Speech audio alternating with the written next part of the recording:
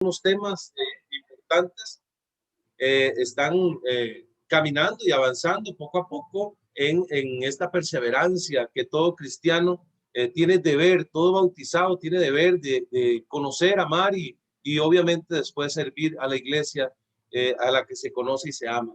Entonces hoy vamos a profundizar en un tema que es enorme, pero enorme. Es un tema que podría ser un curso completo solo de este porque se entrelazan con otros, se entrelazan muchísimo con un montón de otros temas que vamos a ir viendo de camino. Y ahí usted lo ve ya en la presentación de pantalla, que dice el tema de la iglesia, dentro de este curso de apologética que estamos llevando, habiendo terminado la semana anterior con el canon bíblico, habiendo dado ese repaso de lo que es el canon, cómo fue conformado, los diferentes cánones que existieron y demás, también ustedes repasaron lo que es la doctrina protestante, la Biblia, me imagino que géneros literarios, ese tipo de cosas. Bueno, hoy nos vamos a centrar en lo que es la iglesia y le voy a pedir a mi hermano, creo que es Harry, está, sí, ¿verdad?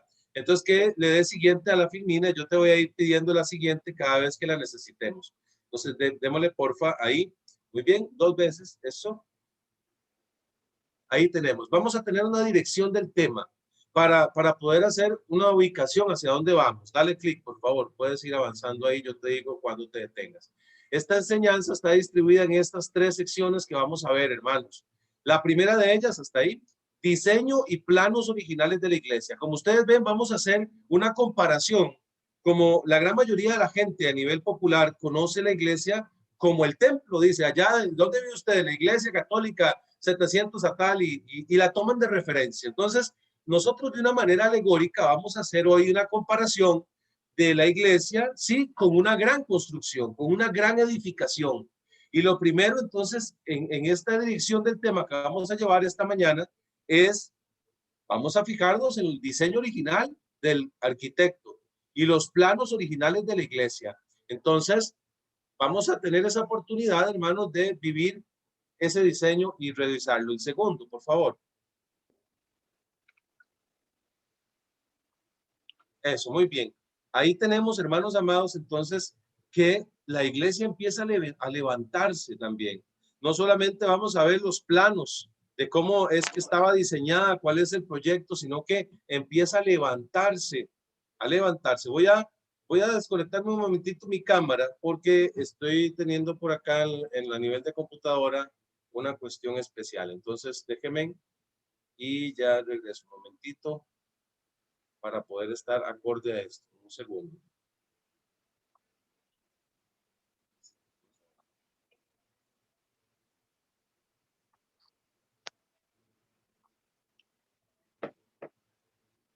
Ok.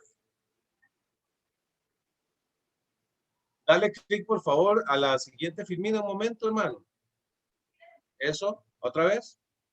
Ahí tenemos, entonces, esa es la dirección total del tema. Tenemos el diseño y planos originales de la iglesia. Tenemos también cómo se levanta la iglesia. Eso lo vamos a ver en una segunda sección.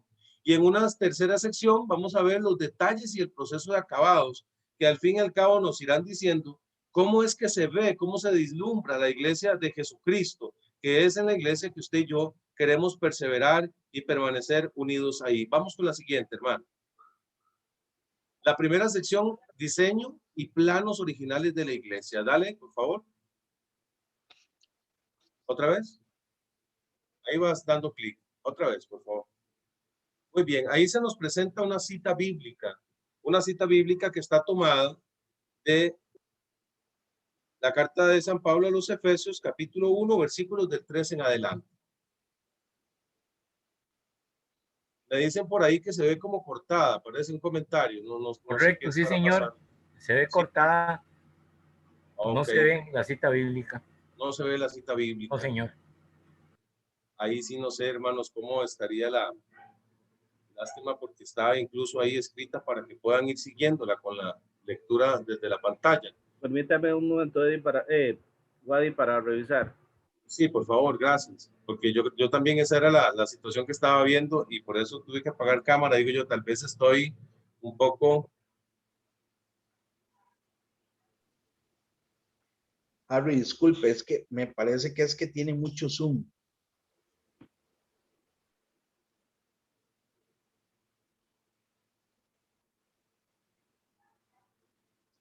Harry, Pareciera que sí.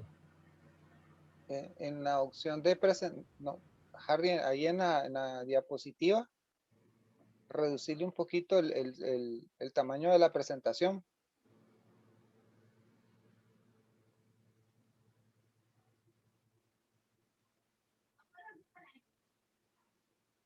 Exacto, muy bien.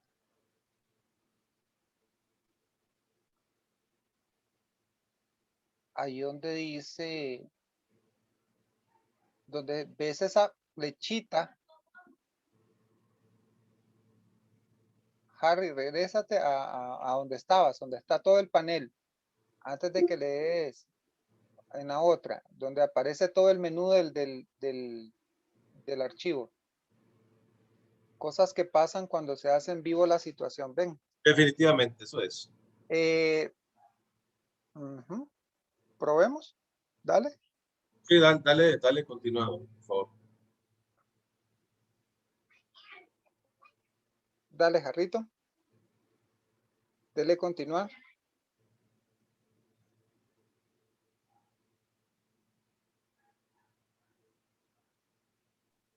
Si gusta, tal vez también me puede dar la opción de compartir y yo comparto desde acá para ver si se... Esa sería mejor, Harry. Démosle el anfitrión a Waldi para que él la comparta.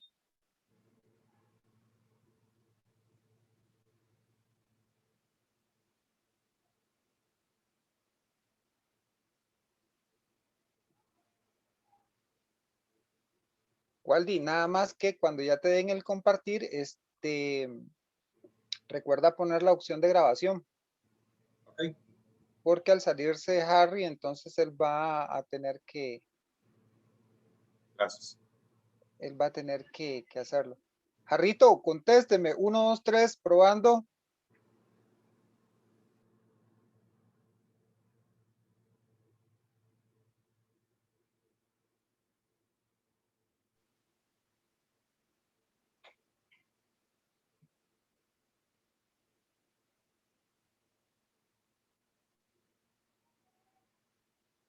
Listo, Waldi, eres el anfitrión.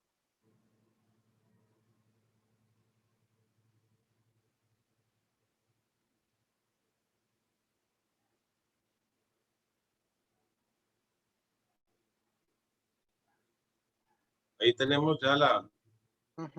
Correcto.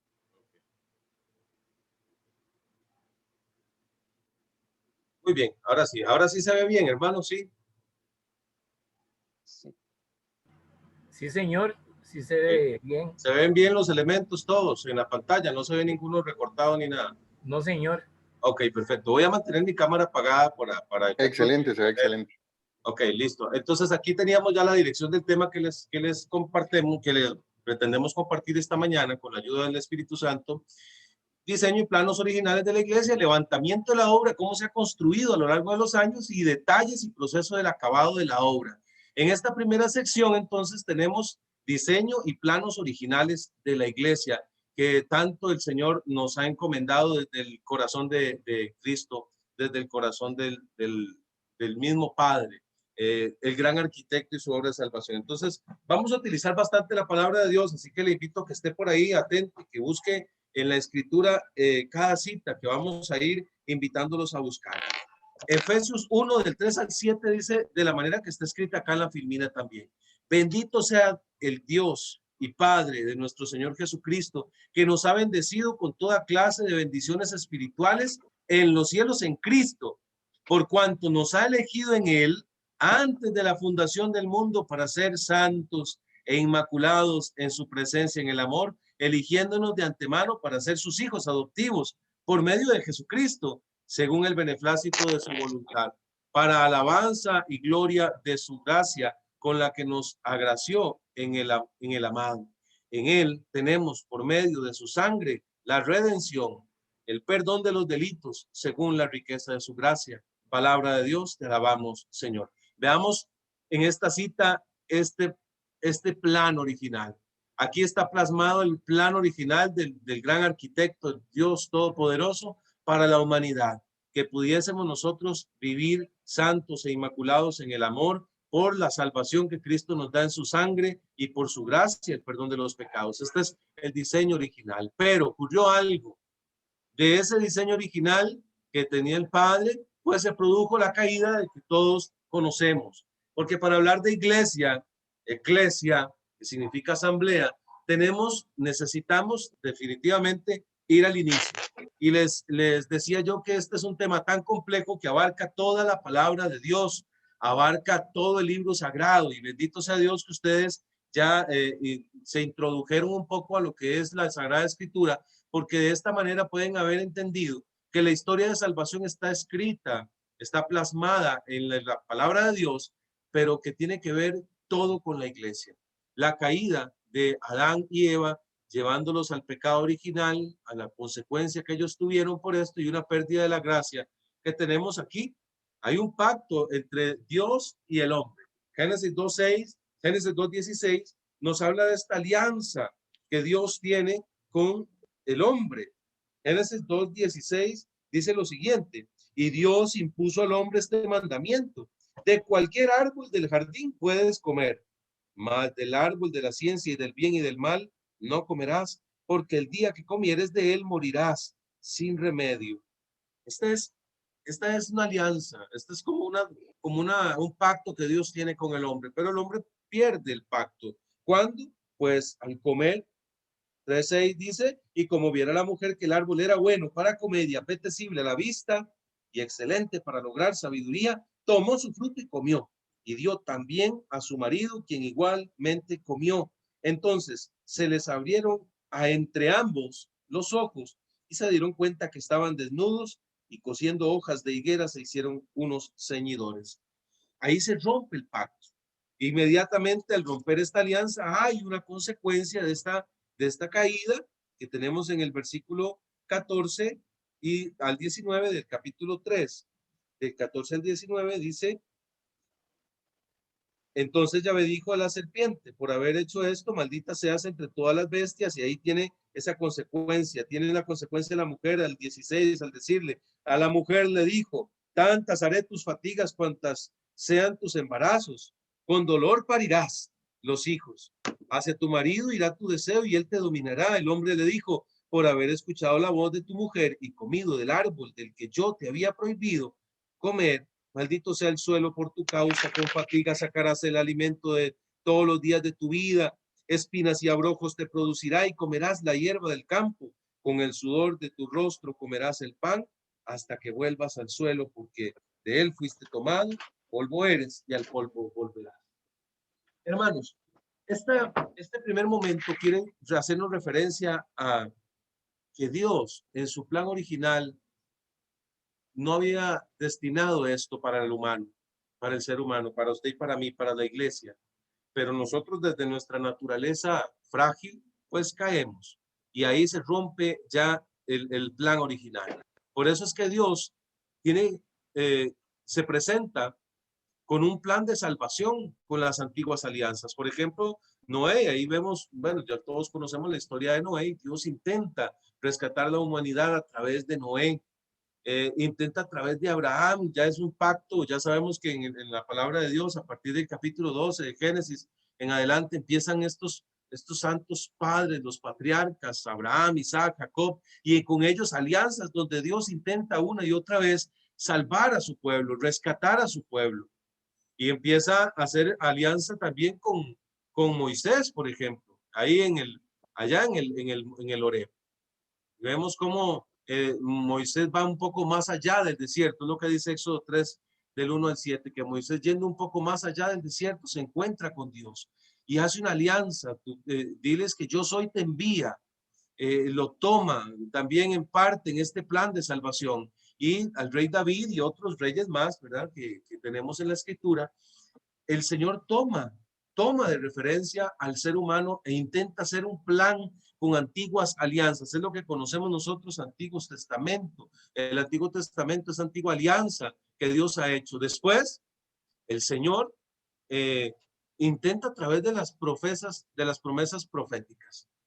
Las promesas proféticas, ahí tenemos a los 3 Isaías que conocemos que este es uno de los libros más grandes de la palabra de Dios, 66 capítulos, y a lo largo de las palabras de cada uno de los profetas, en este caso Isaías, 750 años antes de Cristo, nos dirá la escritura lo siguiente, por ejemplo, en cuanto a esta unión que tenemos hoy con la iglesia. Dice Isaías 2, del 2 al 3. Sucederá en días futuros que el monte de la casa de Yahvé será asentado en la cima de los montes y se alzará por encima de las colinas y confluirán a él todas las naciones y acudirán pueblos numerosos y dirán, venid, subamos al monte de Yahvé, a la casa del Dios de Jacob, para que él nos enseñe sus caminos y nosotros sigamos sus senderos, pues de Sión saldrá la ley y de Jerusalén la palabra de Yahvé. Palabra de Dios, te alabamos, Señor. Vemos entonces, hermanos, que ya desde el Antiguo Testamento empieza a prefigurarse una iglesia, un pueblo que ha pasado por el desierto, que ha pasado por las alianzas, pero lastimosamente una y otra vez el pueblo falla, las alianzas se rompen, el pueblo traiciona la presencia de Dios en medio de ellos. Entonces, Dios suscita una promesa. Dios suscita que vendrán de todas las naciones, acudirán a él. Vamos a subir al monte de Yahvé y vean qué hermoso que dice ahí que de Sión saldrá la ley y de Jerusalén la palabra de Yahvé.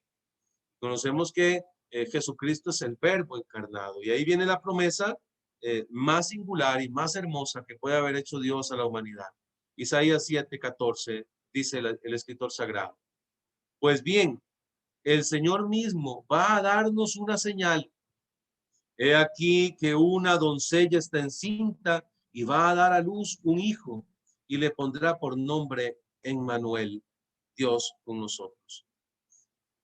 Esta profecía de Isaías tiene que ver mucho con la iglesia, porque marcaría el punto en donde ya Dios no tendría esta alianza con hombres comunes y corrientes, sino que él mismo se haría alianza con nosotros. Él mismo descendería al haber intentado muchas veces tener alianza con ciertos hombres y que los hombres fallásemos. Él ha decidido venir y aquí se profetiza ese momento. Isaías 54 es un capítulo hermosísimo. Es un capítulo que yo le invito a usted a leerlo todo, es sumamente pequeño, pero ahí podemos vislumbrar a la iglesia de muchos aspectos, de muchísimas formas. Podemos encontrarnos ahí con comparaciones con la iglesia que se nos caen las babas, literalmente, hermanos. Cuando uno empieza a leer esto, empieza a darse cuenta, por ejemplo, dice en el versículo número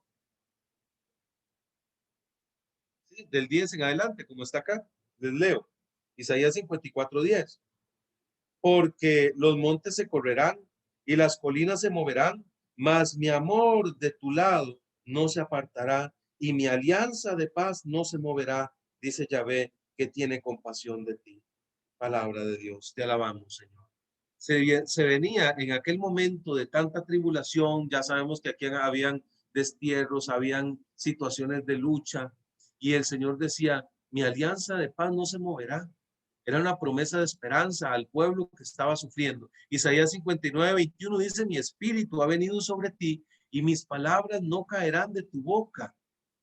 El Señor prometía a través de este profeta y de muchos otros, sabemos que son 12 menores y 4 mayores, que el Señor daba palabras de aliento. Tenemos otro profeta grande de los 4 mayores, a Jeremías, del año 680 antes de Cristo al año 587 antes de Cristo, que nos hablaba también de un Mesías prometido, como dice acá, Jeremías 23 del 1 al 8. Un Mesías es prometido, el cual pastoreará su rebaño y establecerá pastores sobre él, quienes lo alimentarán. Vamos a leer este pasaje, por favor, hermanos. Esta primera sección es un poco sobre toda la prefiguración del Antiguo Testamento en cuanto a la iglesia. Así que le invito a que por favor siga atento a estos pasajes que nos enseñan sobre la iglesia en el Antiguo Testamento. Jeremías 23, del 1 al 8. Ay de los pastores que dejan perderse y desparramarse las ovejas de mis pastos, oráculo de Yahvé. Pues así dice Yahvé, el Dios de Israel, tocante a los pastores que apacientan a mi pueblo. Ustedes han dispersado las ovejas mías, las empujaron y no las atendieron. Pues voy a pasarles revista de sus malas obras, oráculo de Yahvé. Yo recogeré el resto. Esta palabra resto está en mayúscula en la escritura porque tiene un sentido. Yo recogeré el resto de mis ovejas de todas las tierras a donde las empujé. Las haré tornar a sus pastos, criarán y se multiplicarán, y pondré al frente de ellas pastores que las apacienten, y nunca más estarán medrosas ni asustadas, ni faltará ninguna. Oráculo de Yahvé. Miren que vienen días, oráculo de Yahvé, en que suscitaré a David un germen justo. Reinará un rey prudente, practicará el derecho y la justicia en la tierra. En esos días estará a salvo Judá e Israel vivirá seguro. Palabra de Dios, te alabamos, Señor. Vean qué hermoso, hermanos, que el Señor dice del resto acá a través del profeta. El resto de Israel, los pobres de Yahvé, aquellos que quedaron, sabemos que Jeremías le tocó profetizar también en medio del exilio a Babilonia, 70 años de exilio en donde él decía, bueno, ustedes, los pobres, los que quedan, porque a los pobres no los maltrataron, no los llevaron tanto al exilio, sino que quedaron allí y ellos se les da esta promesa. A ustedes el Señor los va a reunir en un solo pueblo, y se les pondrán pastores que les guiarán. Jeremías 31, del 31 al 34 dice acá también, vienen días en que yo pactaré con la casa de Israel y con la casa de Judá una nueva alianza. Y aquí hago un paréntesis. Hemos venido hablando de alianzas de Dios con hombres que han fallado. Entonces desde acá Dios habla a través del profeta diciendo, yo pactaré una nueva alianza, no como la alianza que pacté con sus padres cuando les tomé de la mano para sacarles de Egipto. Ellos rompieron mi alianza y yo hice estrago con ellos, oráculo de Yahvé, sino que esta será la alianza que yo pacté con la casa de Israel. Después de aquellos días, oráculo de Yahvé, pondré mi ley en su interior y sobre sus corazones la escribiré, y yo seré su Dios y ellos serán mi pueblo. Ya no tendrán que adoctrinar más el uno a su prójimo y el otro a su hermano diciendo, conoced a Yahvé, pues todos ellos me conocerán desde el más chico hasta el más grande, oráculo de Yahvé, cuando perdone su culpa y de su pecado no vuelva a acordarme.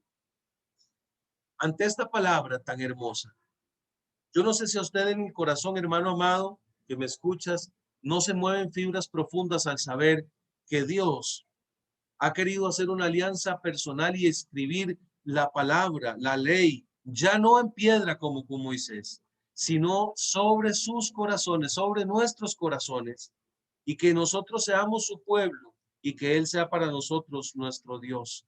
Ya nadie tiene que adoctrinar a su hermano porque habrá una ley implícita en el corazón. Esto es lo que nos prometían los profetas. Hay muchas similitudes, hermanos, en cuanto a lo que nosotros vemos acá y lo que el Señor nos ha prometido en cuanto a la iglesia. Voy a leer un pasaje de Nehemías, apúntelo por ahí, Nehemías capítulo 9, en donde se da una ceremonia expiatoria. Y es curioso ver las similitudes que hay entre este pasaje y lo que nosotros hacemos en nuestra iglesia actualmente. Jeremías 9, del 12 en adelante, dice lo siguiente. La raza de Israel se separó de todos los extranjeros y puestos de pie confesaron sus pecados y las culpas de sus padres. De pie y cada uno en su sitio, leyeron el libro de la ley de Yahvé su Dios por espacio de un cuarto de día.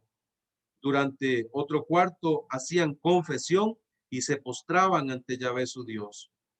Josué, Binuí, Cadamiel, Sebanías, Buní, Serabías, Baní y Kenaní subieron al estrado de los levitas y clamaron en alta voz a Yahvé, su Dios. Y los levitas, Josué, Cadmiel, Baní, Hasabnías, Jeresías, Odías, Sebanías y Petajías dijeron: levántense, bendigan a Yahvé nuestro Dios. Palabra de Dios, te alabamos, Señor. En estos pasajes del Antiguo Testamento y muchísimos otros más, hermanos, es que no acabaríamos de citar situaciones como, por ejemplo, las procesiones donde David danzaba delante del arca, por citar los vasos sagrados que eran constituidos para el templo, citar las vestiduras, el afod, el pectoral, las campanas, el montón de signos que nos traen a colación la iglesia.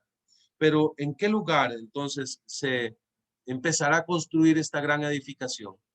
Esto que hemos visto hasta el momento, hermanos amados, se trata del plan de Dios, dibujado a través de los profetas, dibujado a través de los patriarcas, enseñado en alianzas anteriores. Y hoy por hoy se nos pregunta, ¿dónde fue la iglesia? ¿Dónde se empezó a construir exactamente? Bueno, esta iglesia prefigurada en la antigua alianza y prometida a través de estos profetas, debería tener un inicio, debería tener algunos encargados para iniciar esta construcción. Es aquí donde nos situamos en Belén de Judá. Uy, hermano, vea qué linda esta profecía también del profeta Miqueas. Ellos le dijeron en Belén de Judá, porque así está escrito por medio del profeta. Y tú, Belén, tierra de Judá, no eres, no, la menor entre las principales clanes de Judá, porque de ti saldrá un caudillo que apacentará a mi pueblo Israel. Esto está tomado del Evangelio, según San Mateo capítulo 2, verso 6, y nos hace también referencia a el Antiguo Testamento en el profeta Miqueas. Entonces, veamos, hermanos amados, que el Señor nos dice ahí un lugar específico. Dios escogió un pueblo y de la descendencia de ese pueblo iba a brotar un retoño, decía el profeta Isaías también.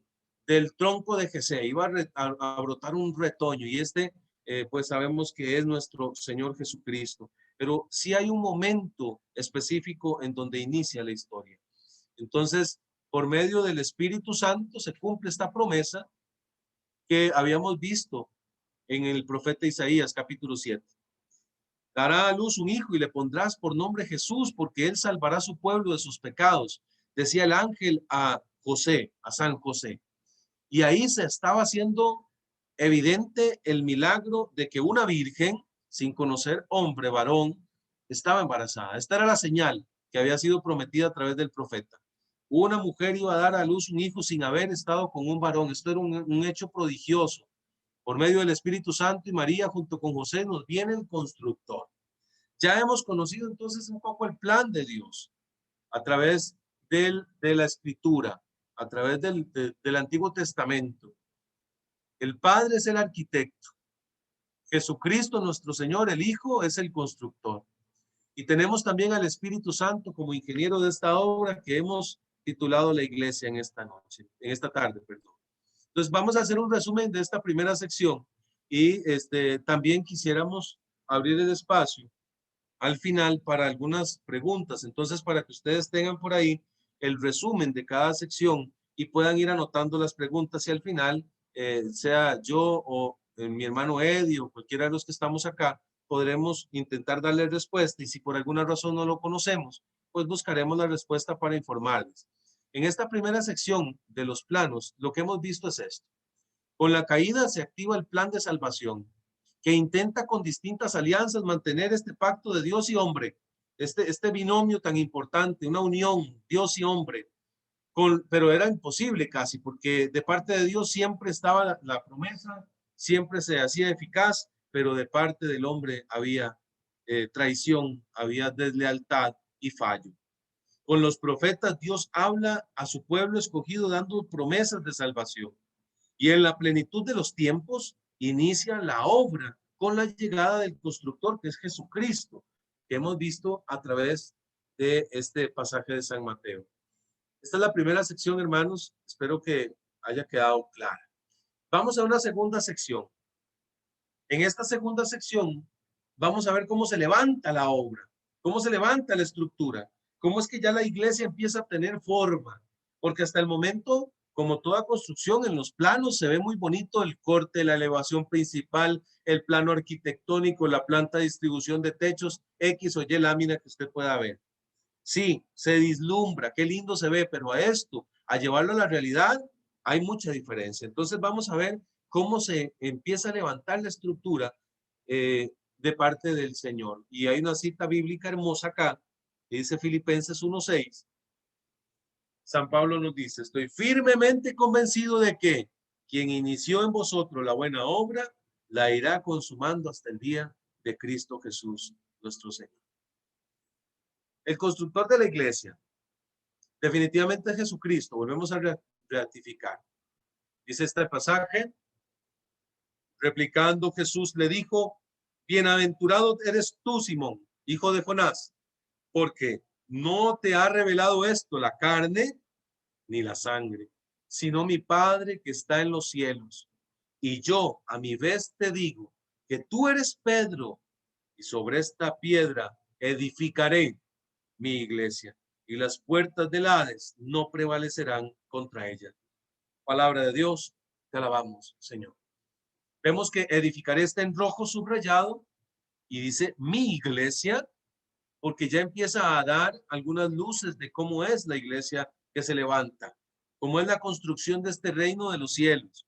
Sobre esta piedra, o Pedro, que también es un tema completamente aparte, ¿verdad? La autoridad petrina, la autoridad de San Pedro. Edificaré, es Cristo el que edifica. Mi iglesia, no mis iglesias, no mi iglesia. Y las puertas del infierno no prevalecerán sobre ella. Él inicia la construcción llamando a los empleados que él quiso, ¿sí? Y ahí tenemos un dibujito que es la piedra angular. Ahí vemos que se mueve la piedra angular. Esa piedra roja es la piedra angular que da tensión a toda la estructura. Entonces se nos presenta este pasaje de San Marcos capítulo 3, verso 13, que para mí es primordial, porque nos dice lo siguiente. Subió al monte y llamó a los que él quiso, y vinieron donde él, instituyó a 12 para que estuvieran con él y para enviarlos a predicar con el poder de expulsar los demonios. Instituyó a los 12 y puso a Simón el nombre de Pedro.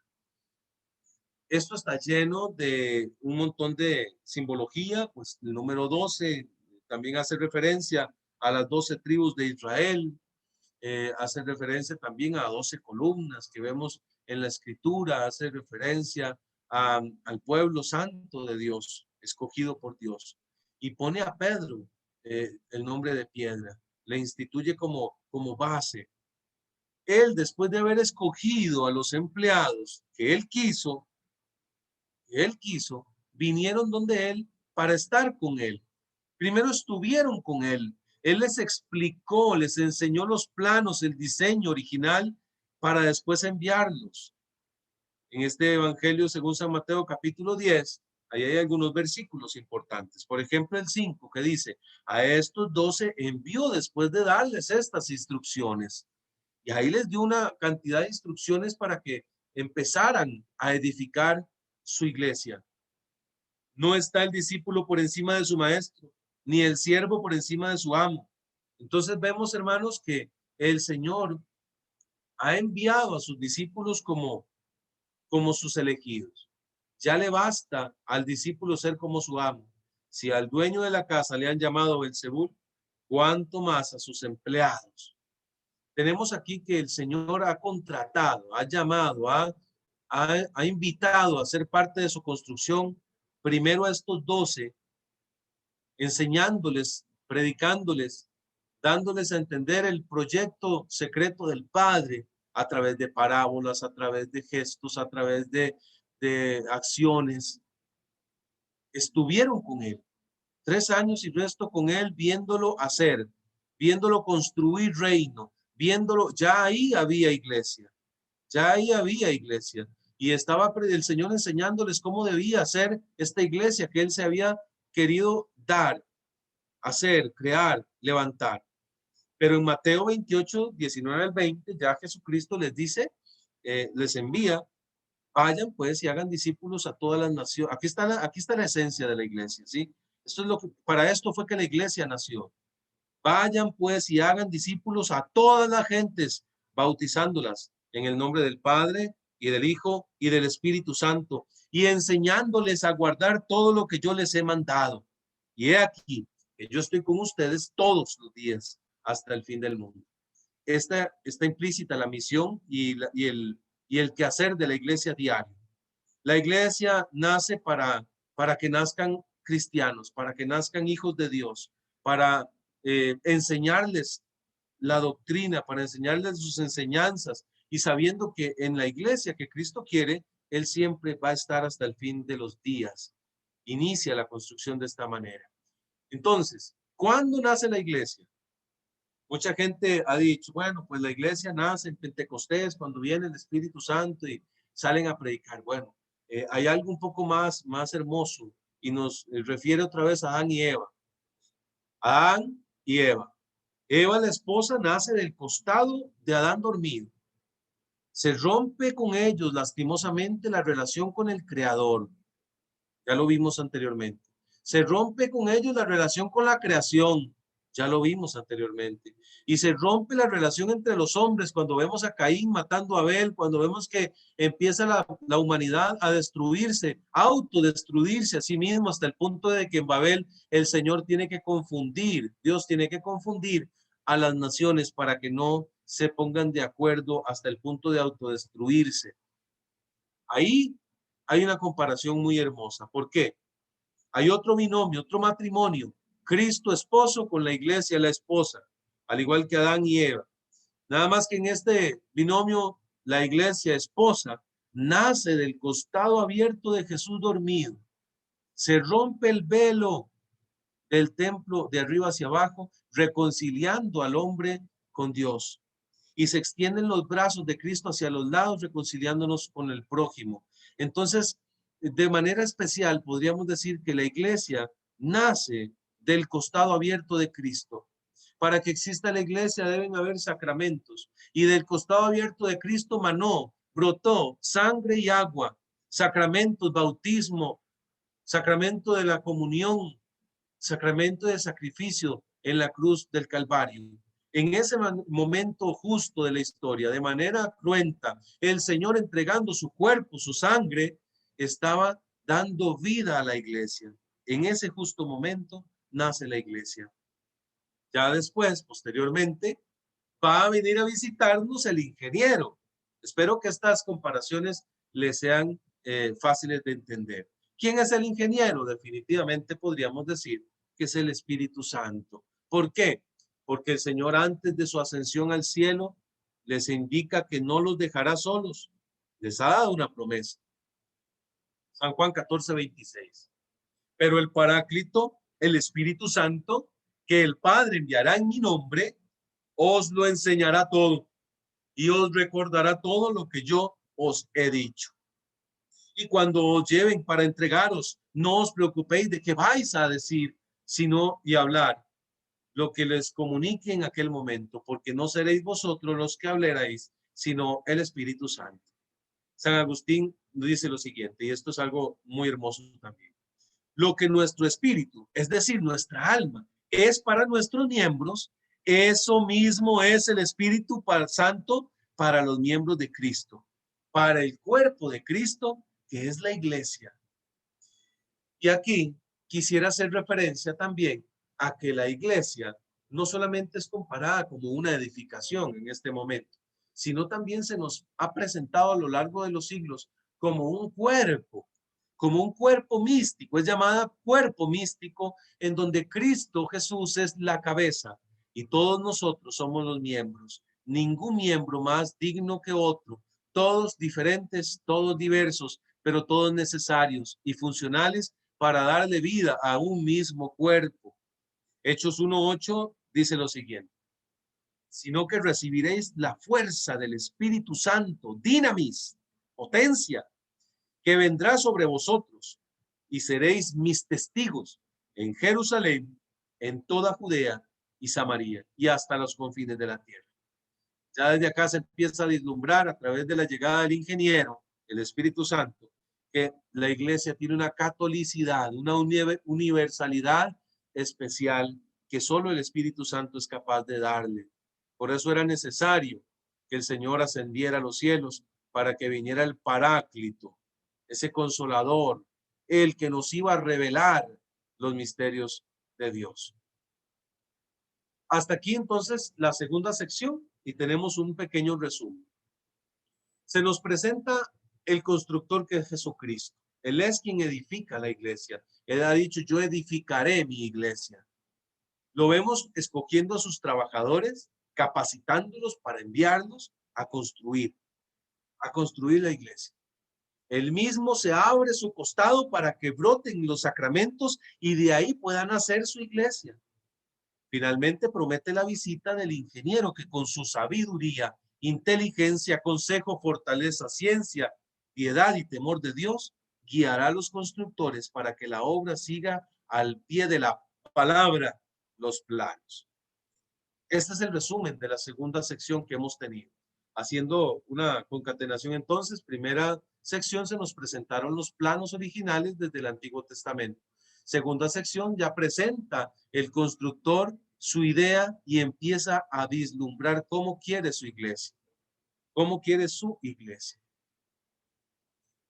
Tercera sección, detalles y acabados. Y ahí tenemos en esta fotografía a la izquierda de la pantalla unos vitrales hermosos y tenemos también unas pinturas, ya que nuestros templos católicos están colmados hasta la saciedad de detalles de belleza que intentaron desde los inicios de la fe católica plasmar la belleza de Dios.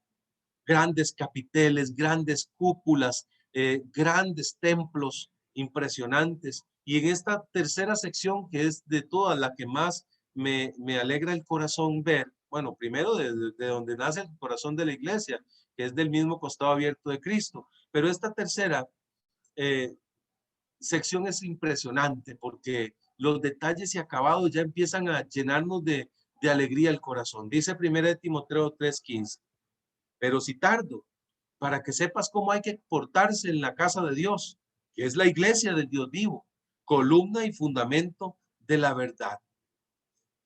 Aparecida 151 nos dice, el mismo y único Espíritu guía y fortalece a la iglesia en el anuncio de la palabra, en la celebración de la fe y en el servicio de la caridad.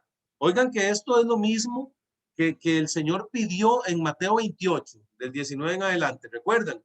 Él pidió esto, anuncio de la palabra, celebración de la fe y el servicio de la caridad hasta que el cuerpo de Cristo alcance la estatura de su cabeza. Esa es la meta, que todo el cuerpo alcance la estatura de su cabeza, o sea, Cristo. Las primeras piedras eran edificadas entonces. Y aquí tenemos a los apóstoles con Pedro a la cabeza, que expanden por el mundo con la guía del espíritu, del espíritu ingeniero, dice por acá, la edificación del reino de los cielos. Y ahí vemos cómo en los primeros siglos de la iglesia empieza aquella tradición de la iglesia, donde poco a poco empezaron a ir expandiéndose eso entre un montón de posibilidades que tenía la iglesia del primer siglo y específicamente ya por el año 70, en donde se da una situación especial para que se dé una diáspora o que el pueblo judío sea dispersado. Cuando las legiones romanas comandadas por Tito destruyen el templo de Jerusalén, hay una horrible matanza, pero a la vez esta matanza ayuda a que se dispersen los judíos que habían sido conversos al cristianismo. La profunda crisis existencial de esta catástrofe produjo esto hermoso, que se empezara a redactar el Nuevo Testamento en los primeros años de la iglesia.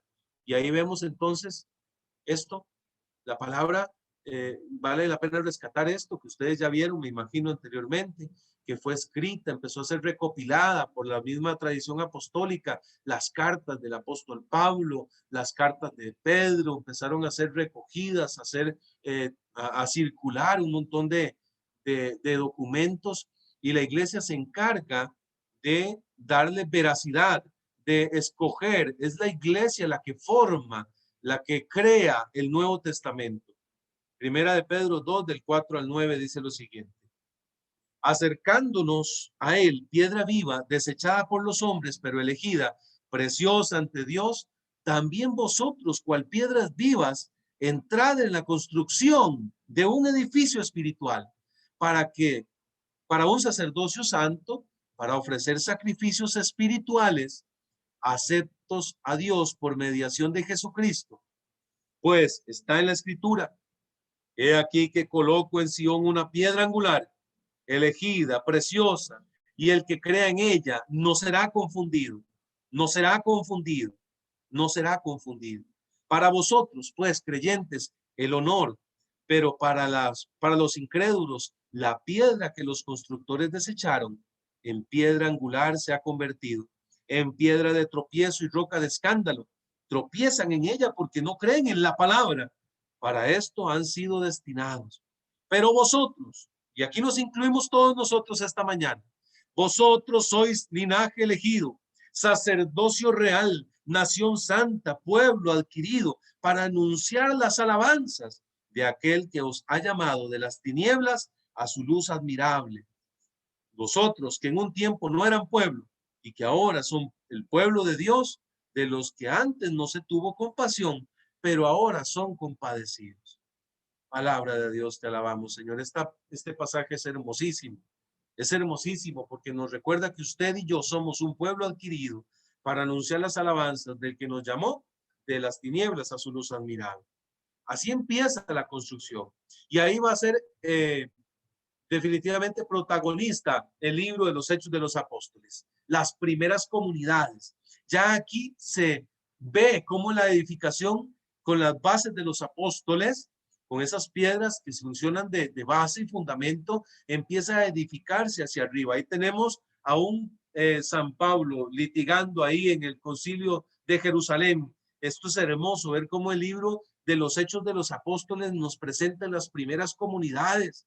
Ahí Hechos 2:42 dice que se reunían todos los días para la fracción del pan, para las enseñanzas de los apóstoles y que les enseñaban las escrituras y las oraciones. Todo lo compartían, todo lo tenían en común.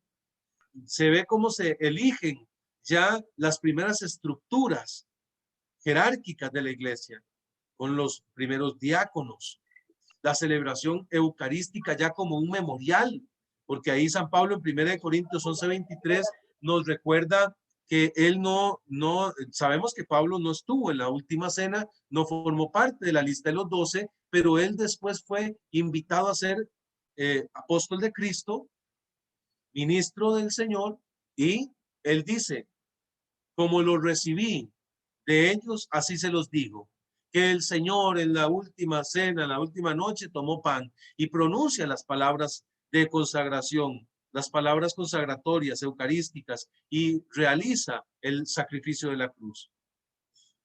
Hechos 15 se da el primer concilio de Jerusalén, en donde un concilio es una reunión de los encargados de la iglesia, en donde se debate un tema específico. En este caso, el primer concilio se da a raíz de la discusión sobre la circuncisión.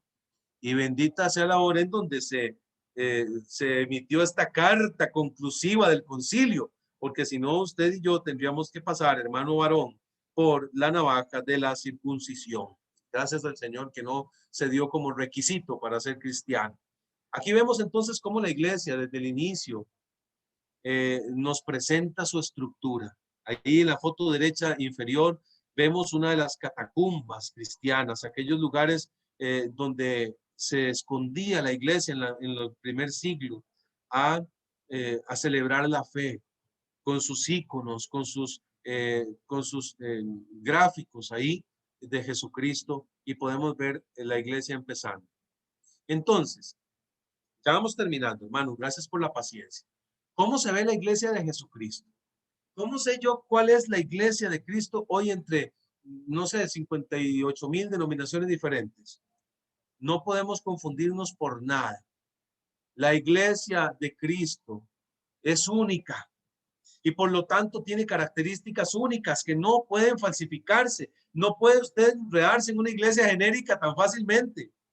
Conozcamos entonces estas características. Bueno, en la iglesia de Cristo está presente Cristo con su cuerpo, sangre, alma y divinidad. Si usted ha escuchado una iglesia en donde no está presente el cuerpo de Cristo, sangre, alma y divinidad, no es la de Cristo. Él lo prometió: yo voy a estar con ustedes todos los días. Está presente la Virgen María.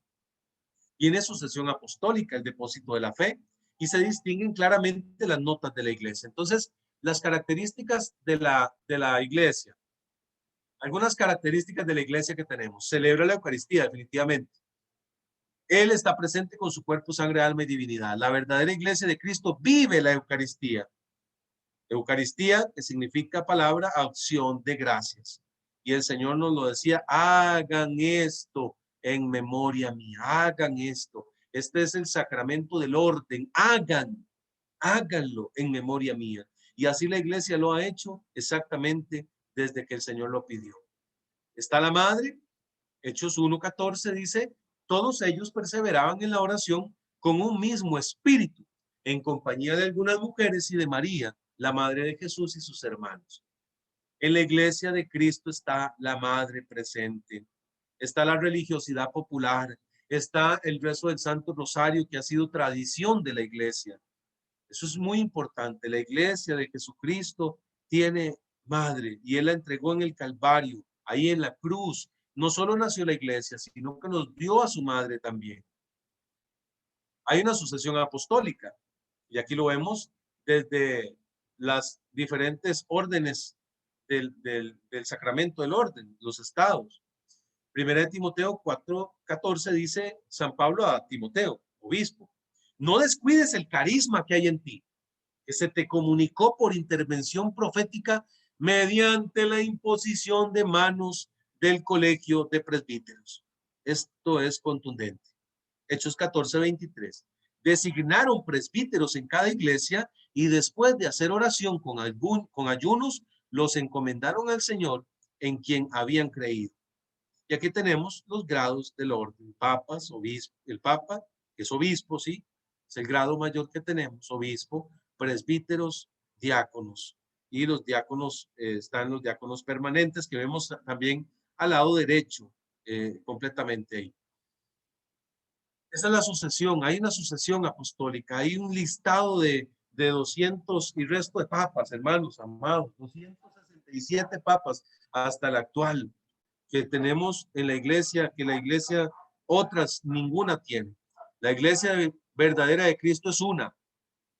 Es un solo cuerpo, un solo espíritu, con una sola esperanza a la que han sido llamados, un solo Señor, una sola fe, un solo bautismo, un solo Dios y Padre de todos, que está sobre todos, por todos y en todos. La iglesia es una multipluralidad de personas, pero todas unidas por un mismo espíritu.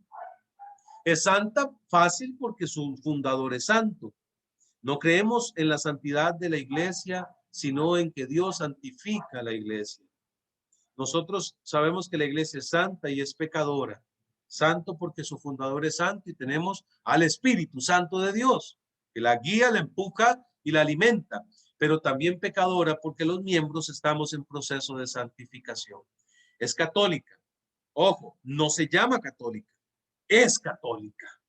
Donde está Jesucristo, allí está la iglesia católica. Escribía San Ignacio de Antioquía en una de sus 7 cartas, también atribuyendo por primera vez el adjetivo de católica, o sea, universal, a la iglesia. San Ignacio, valga también la aclaración, llegó a ser el 3er obispo de Antioquía en el año 70, el 107.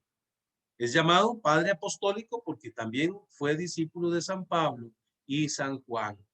Y por último, la iglesia es misionera. Son hombres de la iglesia en el corazón del mundo, y hombres del mundo en el corazón de la iglesia. Aparecida 209. Y por último, hermanos, quiero que sepamos que la iglesia aún no está concluida. La edificación, usted y yo formamos parte de esta obra que aún no está terminada. Sigue formamos el cuerpo místico de Cristo. Como bautizados estamos llamados a que nuestras familias se conviertan en pequeñas iglesias domésticas y que agradezcamos al Señor esta oportunidad que tenemos hoy de seguir siendo parte de una iglesia que se construye con la fuerza del Espíritu Santo. Tenemos, hermanos, hemos llegado al final. Gracias por su atención, gracias de verdad por estar ahí firme en la presentación y por no perdernos, ¿verdad? En tanta información. Yo les envío un gran abrazo y estoy acá para escuchar alguna duda, comentario, que podamos compartir un ratito, hermanos. Más bien, Waldi, gracias a vos por tan hermosa charla que nos has brindado en esta mañana. Y compañeros, llegó el momento de preguntar, llegó el momento de preguntar, a ver.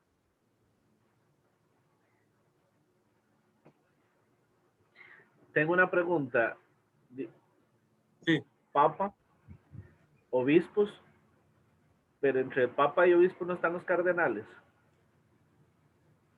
Sí, o sea, el colegio cardenalicio fue escogido en algún momento de la historia para poder seleccionar el papa, para poder entre este colegio, lo que llamamos el cónclave, ellos tomasen la decisión de quién iba a ser el sucesor de la silla, de la vacante de Pedro en la iglesia. ¿Por qué se formó el colegio cardenalicio? Bueno, porque estaba en algún momento muy a la libre, por así decirlo. Incluso en la historia de los papas, de los 200 y resto de papas que tenemos, se dieron oportunidad de que hubieran dos papas al mismo tiempo. Entonces se luchaba para ver a quién se le tenía tenía que rendírsele pues la adhesión a uno o a otro. Entonces, para evitar ese montón de confusiones, se determinó el colegio cardenalicio, pero siguen siendo, no precisamente tienen que ser obispos, como el caso del hermano Reiniero Cantalamesa, que fue llamado hace poco a ser cardenal, que no precisamente tienen el grado de obispo, por así decirlo. Entonces, son personas que por su vida de preparación, de fe y de comunión con la iglesia, han recibido este llamado, pero no está por encima del obispo, ni está por encima de otro grado del orden, por así decirlo. Es solamente de acuerdo a su función. Y generalmente viven ahí en la Santa Sede. Yo no sé si me voy a adelantar a lo que Eddie tiene, porque a veces hago preguntas y Eddie me dice, sabe que eso lo vamos a ver más adelante. Pero yo siempre he escuchado que en cuanto al Santo Padre, ya uno sabe cómo es la elección que se hace y todo, pero él es infalible solo en cuestiones de fe. Como te digo, no sé si me Don estoy... Gonzalo, ese tema viene para paciencia. No, por eso pregunté. Solo un pequeñito aporte con respecto al colegio cardenalicio. No es ser cardenal no es orden sagrada. De hecho, un fiel laico puede ser cardenal. ¿Desean una idea? Es correcto. Un fiel laico puede ser cardenal. Wow. Solo para que se den una noción del grado. Es un grado honorífico máximo que la iglesia otorga a hombres de fe que han caminado, digamos, muy bien. O sea, no a cualquiera nombran cardenal, ¿verdad? Y el orden sagrado es sacerdocio, el obispo, sacerdocio y diácono. Ese es el orden sagrado, ¿verdad? Siempre me le adelanta de John a usted, ¿verdad? Sí, ya lo vi. ¿Alguien más con otro aporte o alguna? Está muy pregunta? Discúlpame, esa parte última que no entendí muy bien. O sea, la parte de los cardenales no es una orden, es algo que se crió algún dicasterio, qué sé yo, para el Papa, para salir electo el No. pontífice de ese colegio. Cuando se refiere a dicasterio, se refiere a un órgano específico para una tarea específica, o incluso dicasterio se le puede dar a un grupo apostólico, ¿verdad? O a un órgano que se vaya a encargar de una tarea específica, ¿verdad? Entonces, a eso es lo que se nombra dicasterio. Y con respecto a los cardenales, es un título honorífico de un grado mayor, digamos, ¿verdad? Sin embargo, un cardenal no tiene un grado superior a un obispo, no, Ujú, ya. no, es el obispo el que tiene el grado superior y solo el obispo es el que puede ascender a ser Santo Padre. ¿Ves?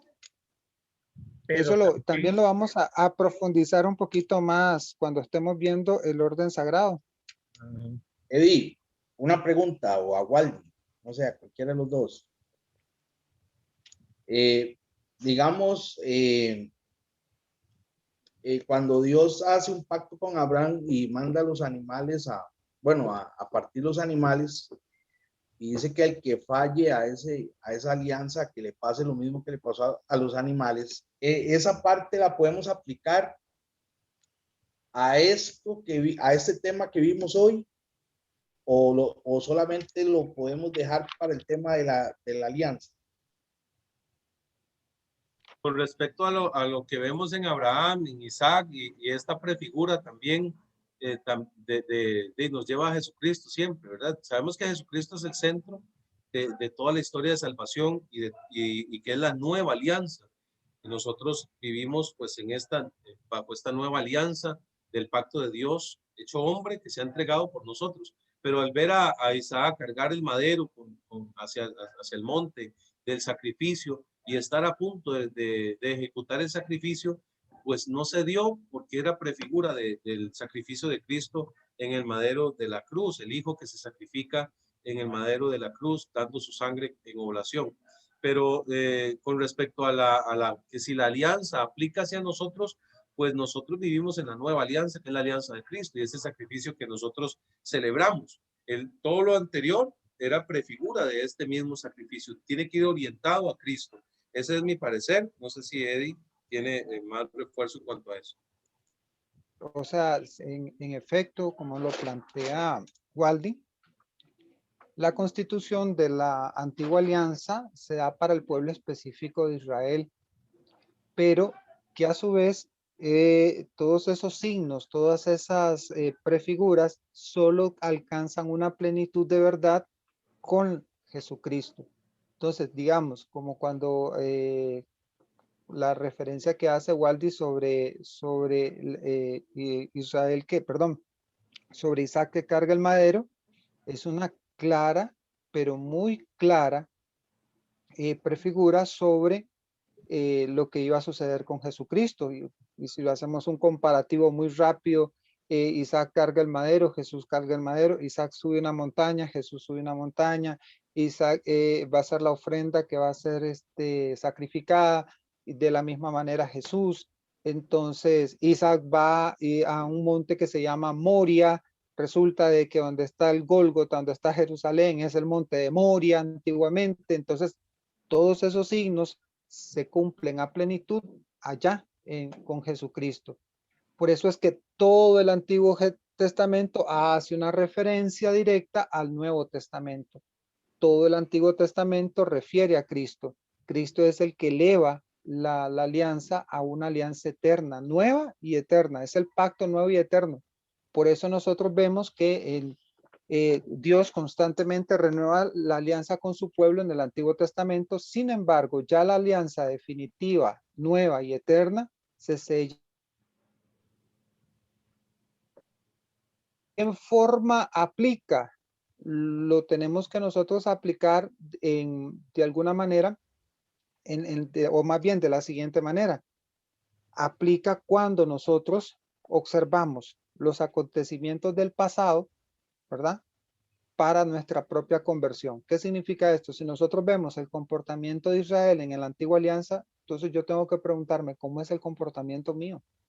Tal vez yo voy en el desierto, voy caminando por ahí y yo voy renegando de Dios, o llevo una actitud diferente, o me va a tocar tener que caminar 40 años para poder salir de este encierro en el que me encuentro. Entonces, y Dios constantemente le está hablando a su pueblo, a pesar de tu comportamiento, a pesar de tu forma de ser, a pesar de todas las embarradas que haces, aquí estoy yo, aquí estoy yo. ¿verdad? Entonces, Entonces, es demasiado interesante, hermanos. La verdad es que sí. Y este tema, como lo decía Waldi, este tema es de la iglesia podemos hacer un curso completo, solo de lo que es la iglesia. Porque la iglesia hay que entenderla con todo lo que ella trae, sin seccionarla, sin quitarle, sin ponerle, más bien todo lo que la doctrina nos enseña, lo que Cristo nos enseña y lo que se prefigura en ella. A mí me encanta la parte también de, digamos, de cómo se ve la jerarquía en el Antiguo Testamento y cómo es una prefigura de cómo va a ser la jerarquía de la Iglesia Católica en el Nuevo Testamento. Cómo vemos que se instituye un sacerdocio. De la misma manera vemos ya la plenitud del sacerdocio en el Nuevo Testamento. Cómo vemos los sacramentos prefigurados en el Antiguo Testamento y cómo vemos la institución del sacramento, de los sacramentos ya en plenitud y en función y con todo su valor salvífico en el Nuevo Testamento. Por ejemplo, una prefigura del bautismo es lo que nos mencionaba Waldi, lo de Noé, ¿verdad? Y la construcción del arca. Entonces, otra prefigura del bautismo es cuando el pueblo de Israel atraviesa el Mar Rojo, ¿verdad? Por decirles algo. También vemos como prefigura ahí en Éxodo, encontramos una parte que nos habla claramente de que el maná es prefigura de la carne de Cristo. Entonces, hay cosas impresionantes que nosotros podemos descubrir que cada vez que la vamos leyendo en la palabra de Dios, vamos teniendo esa continua lectura de la palabra de Dios que es muy necesaria para todos nosotros los cristianos, nos vamos dando cuenta de que la Biblia es enteramente un libro católico que refiere y apunta a la iglesia de Cristo, que es la iglesia católica. Y Eddie, ¿Ven? también en la parte espiritual vemos eso, pero en la parte material también, cómo estaba construido el templo, la forma en que estaba dispuesto el templo, el lugar santísimo y cómo el velo ese ya es rasgado por el momento de la muerte del Señor y se nos da acceso al lugar santísimo en donde antes solo sumo sacerdote podía ingresar y a nosotros se nos abre esto y ver que el pueblo de Israel esperaba un caudillo, alguien que llegara a liberarlos, que llegara pero el que se presenta es Cristo construyendo un reino que no encaja, que no calzaba con lo que ellos tenían pensado y pues nosotros somos parte ahora de esa construcción gracias a la universalidad de la iglesia. Entonces, es hermoso saber también que la iglesia está en 3 estados, que la iglesia es la iglesia militante, que somos usted y yo, la iglesia purgante también, que está en el purgatorio, y la iglesia santificada, que ya está en presencia del Señor. Entonces, saber que estas 3 realidades, la comunión de los santos, las oraciones de vivos y muertos, es todo este montón de realidades que son patentes y que son reales, valga la redundancia, tienen que llevarnos a pensar que nuestra iglesia, por eso es que no puede detenerse, por eso es que los poderes del infierno no podrán detenerla, porque está en estas 3 realidades y que está sustentada con la fuerza de Dios. Entonces, es impresionante ver si nos vamos a todo lo que es ya liturgia, después ya ver todo lo que son los detalles de la iglesia como tal, pero básicamente el haber hecho este recorrido del plan original de Dios para la iglesia, de ver cómo Cristo mismo empieza esa construcción y le da a sus constructores las herramientas necesarias para llevarla adelante y además le da una fuerza extraordinaria llamada Espíritu Santo y que nos toca a usted y a mí. Eso es lo que tiene que llenarnos, creo yo, en esta mañana el corazón de alegría de saber que nosotros somos parte, piedra viva de esta construcción del reino. Javier, ¿tienes una pregunta? Sí, vamos a Adelante. ver, más bien son como 2. Bueno, Dele. primero ayer el hermano habló de una iglesia cruenta, una iglesia incruenta. Bueno, Cristo es Cristo cruento y Cristo incruento. Cristo cruento físico, ¿verdad? En el Calvario. Pienso yo que así es. Y incruento es cuando se hace presente en la Eucaristía todos los domingos. Así es. Entonces estoy claro ahí en esa parte. Bueno, por un lado. Por otro lado, algunos hermanos separados, ¿verdad? Hablan de que Cristo no es una iglesia física, una iglesia con estructuras, ¿verdad? Sino que ellos hablan, dice, de que todo el que se acerque por la fe a Jesucristo ya es una iglesia.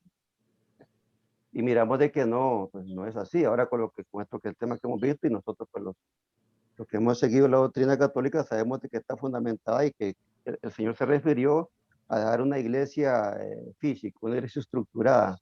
Y la otra parte era que pues yo no estaba muy claro en esta parte de que cuándo exactamente nace la iglesia. Ahora pues, ya me quedó claro con el hermano que dice desde que se da el costado de Cristo. Yo pensaba que era de cuando en Pentecostés, que nace la iglesia.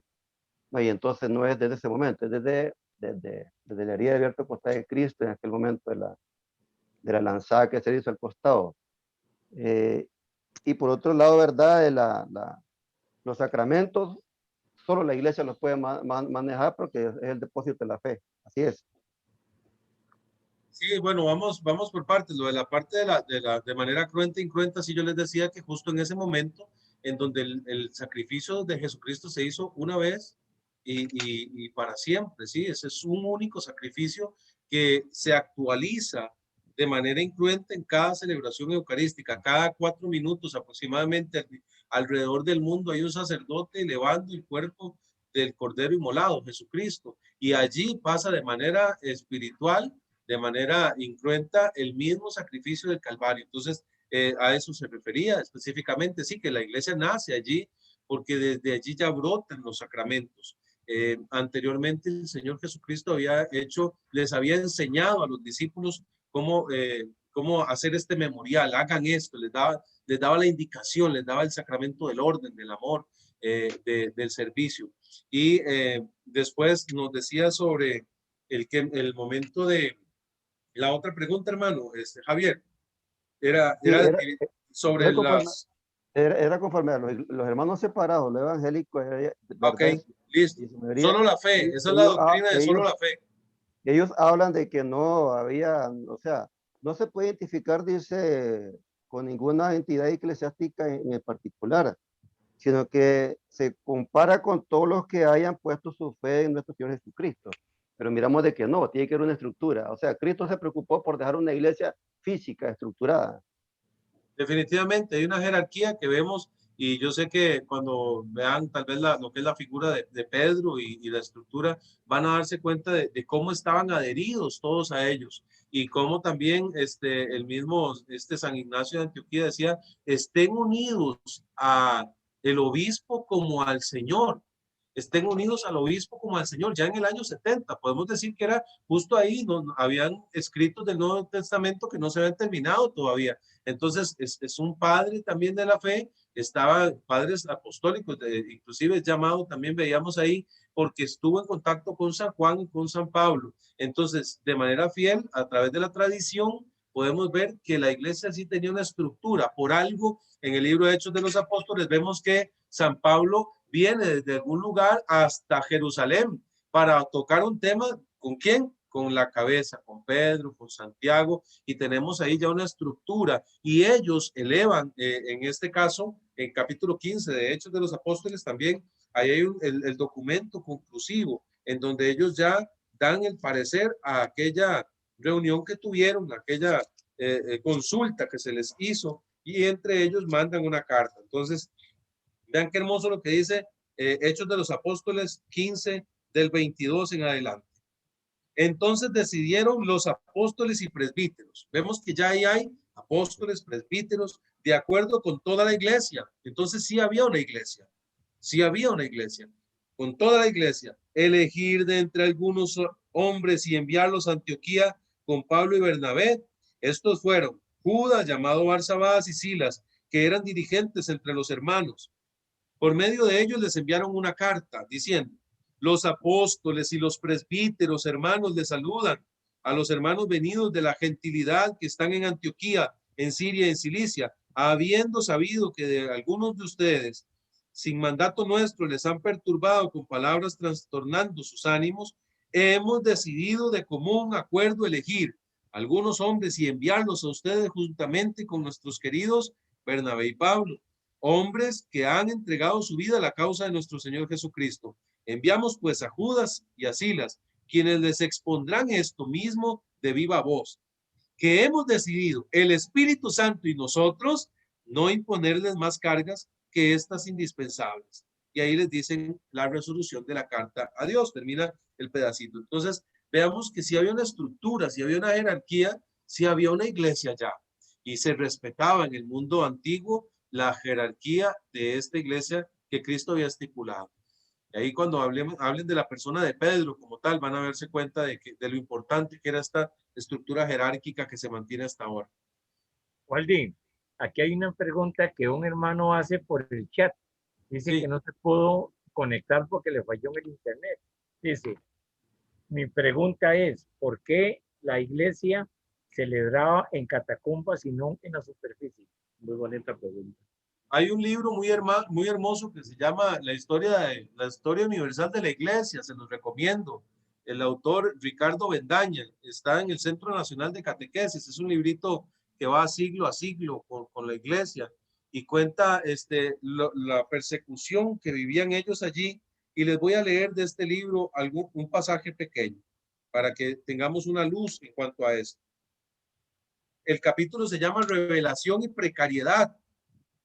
Y ahí adelante dice lo siguiente.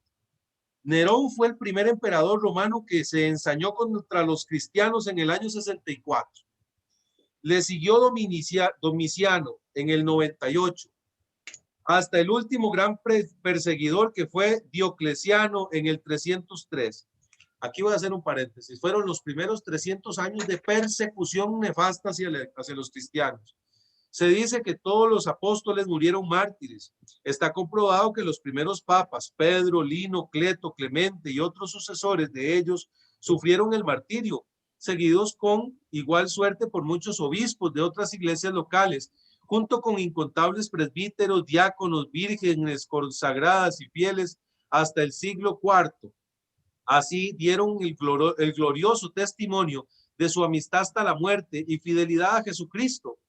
Tanto sufrimiento nos hace comprender por qué en sus oraciones y en las catacumbas se clamaba tanto el Maranatá, ven Señor Jesús.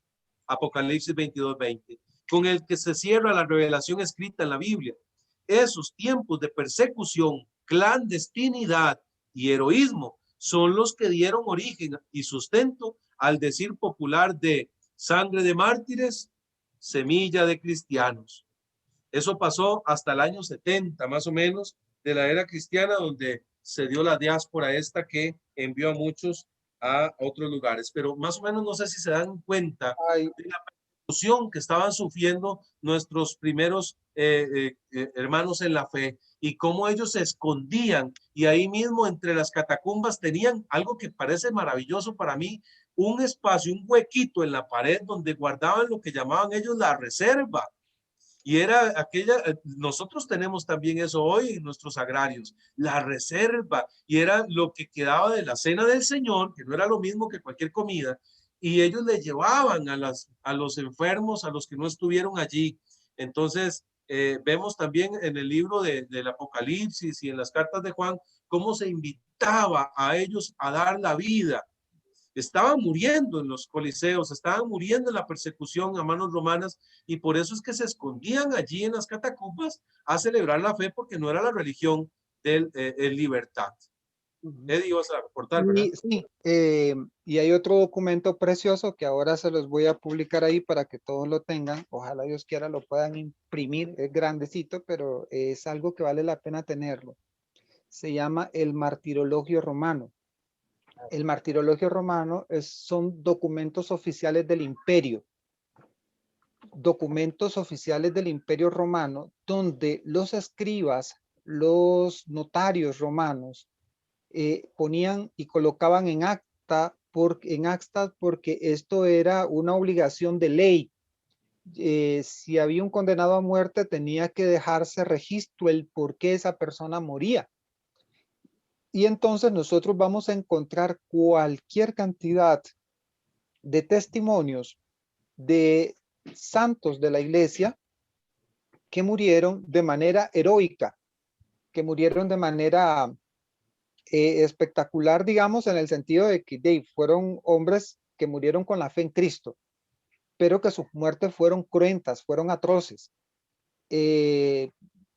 Historias maravillosas que yo les invito a que ustedes busquen, como la de Santa Inés, como la de Perpetua y Felicidad, como la de San Expedito, como San Expedito era un niño, básicamente era un niño.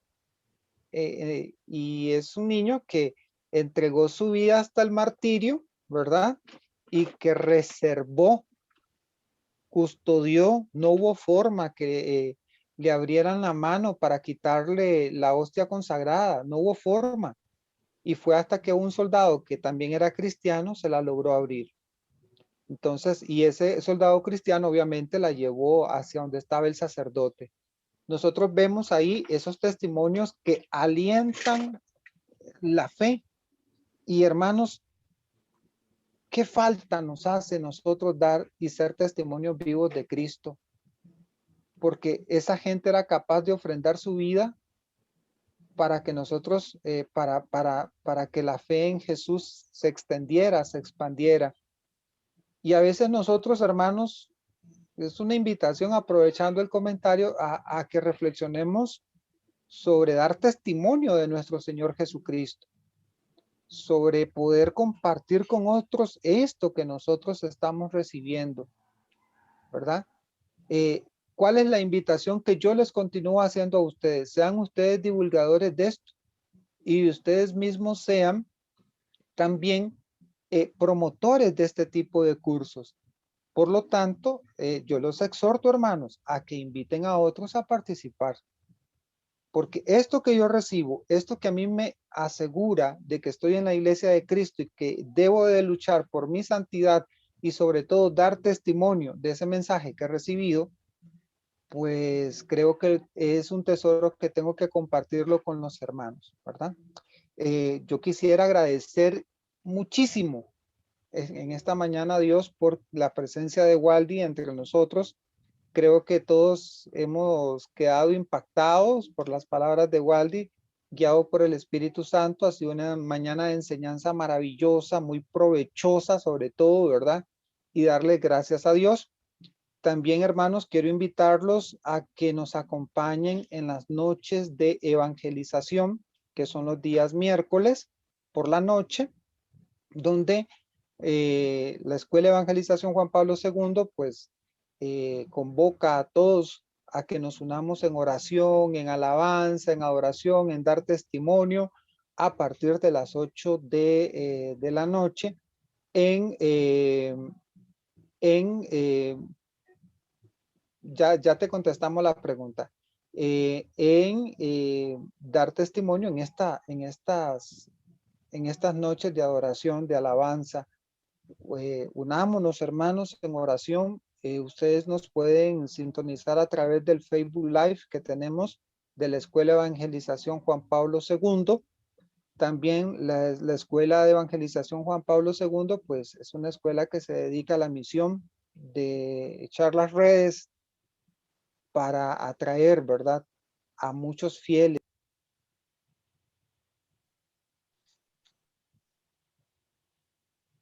al seno de la Iglesia Católica. Es importantísimo, hermanos, que nosotros podamos compartir la fe unos con otros. Es importantísimo, hermanos, que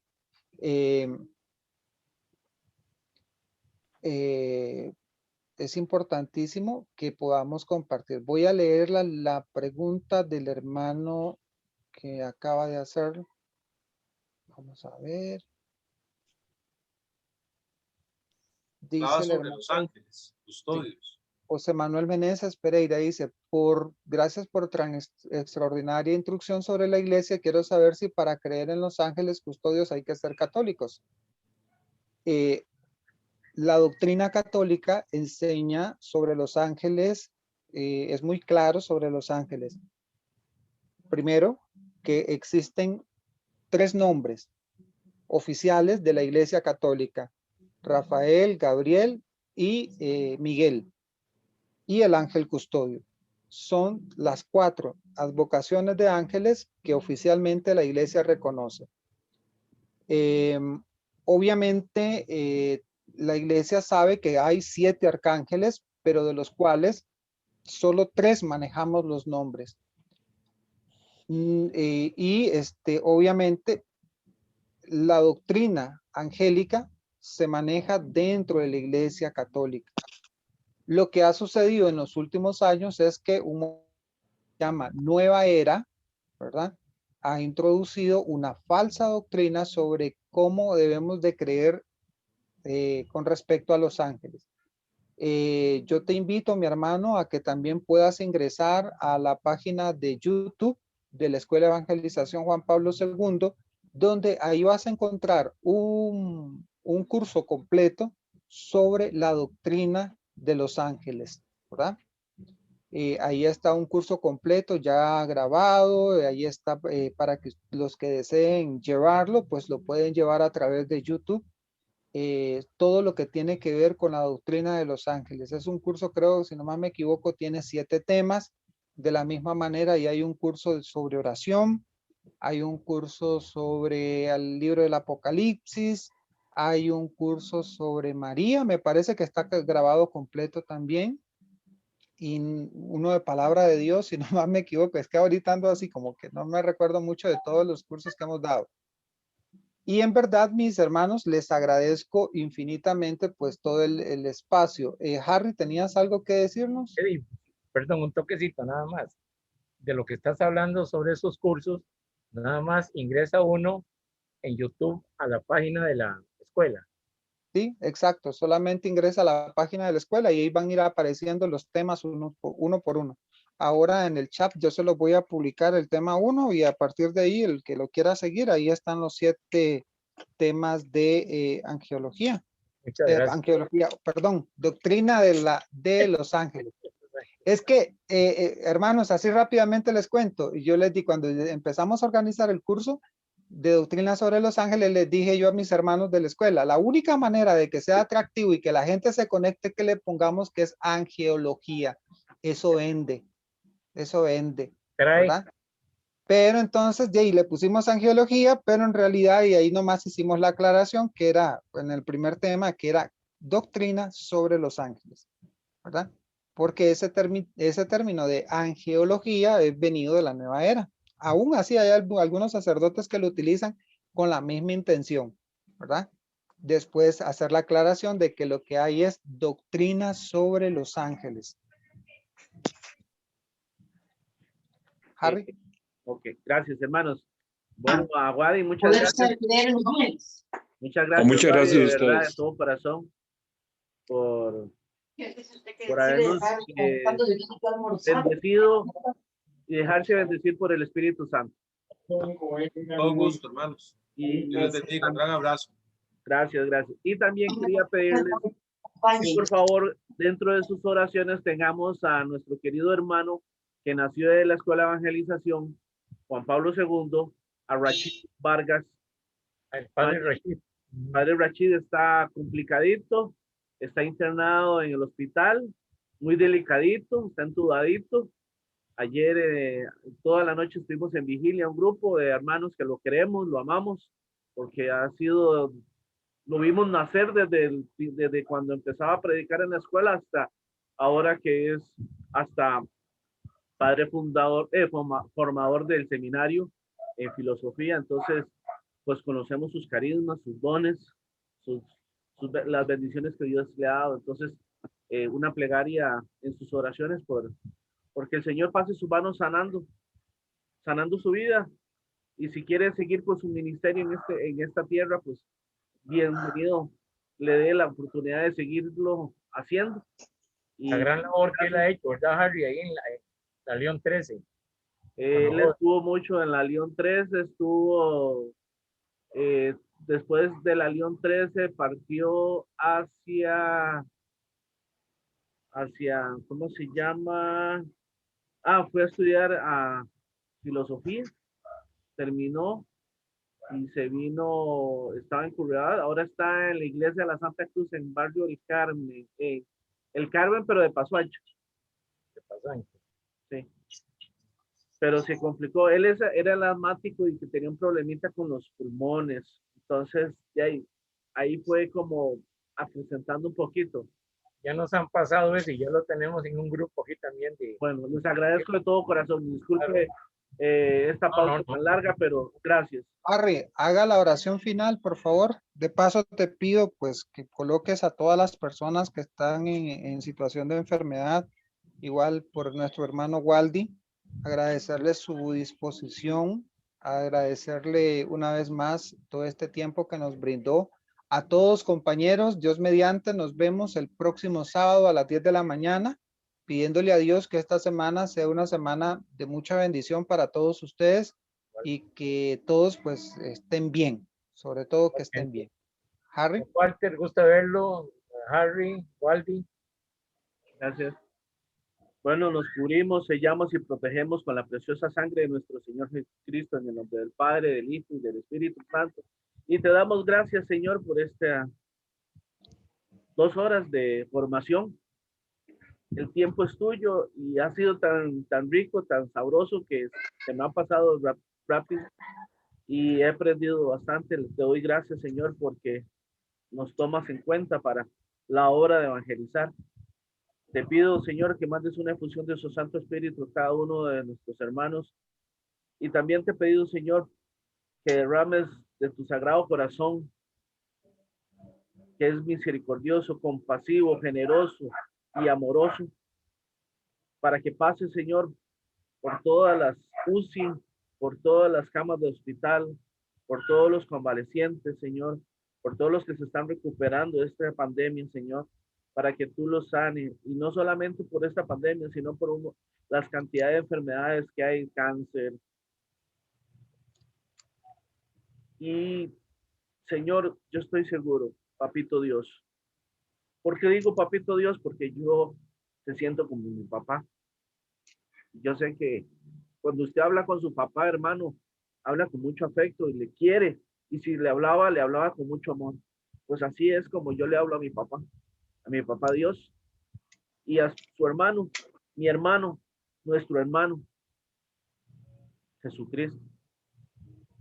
Que Él, por su preciosa sangre, nos cubra, nos protege, nos guíe, nos aliente, nos dé fortaleza, sabiduría, discernimiento, entendimiento de todo, para poder algún día estar en su presencia como una bendición, una gracia de su misericordia. Y esta semana que empieza, Señor, a partir de mañana, te pedimos que derrames una efusión de bendiciones, que haya una lluvia de bendiciones para cada uno de nosotros, de nuestras familias, de nuestros seres queridos. Todo esto te lo pedimos, suplicamos e imploramos la preciosa sangre de nuestro Señor Jesucristo. Y a ti, Virgen María, decimos, con tanto amor y con tanta misericordia, Dios te salve María, llena eres de gracia, el Señor es contigo. Bendita tú eres entre todas las mujeres y bendito sea el fruto de tu vientre, Jesús. Santa María, Madre de Dios, ruega, Señora, por nosotros los pecadores, ahora y en la hora de nuestra muerte. Amén. Amén. Oh dulce Madre, no te alejes, ven con nosotros a todas partes, ya que nos conoces tanto como verdadera Madre, haz que nos bendiga Padre, el Hijo y el Espíritu Santo. Amén. Gracias a todos, hermanos. Que Dios los bendiga y los guarde. Gracias. Gracias. Doña Cecilia, buenos días. Muchas gracias a todos. Pablo, Alberto, Juan Diego, Sara, Andrés, Judith, Maida, Mónica, Walter, Cecilia, Gonzalo, Wadi. Un abrazo. Igual, Harry, que estés bien. Amén. Disculpe que me motive tanto, pero es que yo no sabía que cuando uno conocía a Dios, yo le decía un día a estos, bueno, siempre lo he dicho. Yo no, cuando conocí a Dios, yo no me creí que me iba a volver tan maricón. Por todo yo. Yo pensé que era solo yo. Me he vuelto muy sensible, vieras. Cuando yo veo a nuestro hermano predicador de 1000 batallas,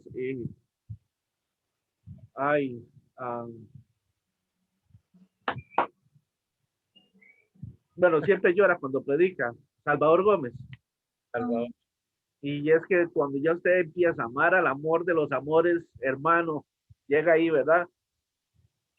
No llega aquí, llega aquí. El don de lágrimas es. Y fuerte llega, ¿verdad, Harley? Sí, sí. Bueno. Muchísimas gracias, Bien, hermanos. Un chao, gran abrazo. hermanos. Harley, bien. Dios me los Gracias, bendiga Walde. mucho. Bendiciones, Nos vemos pronto. gracias. Adiós. Feliz domingo eucarístico. Hola. Hasta luego. Chao.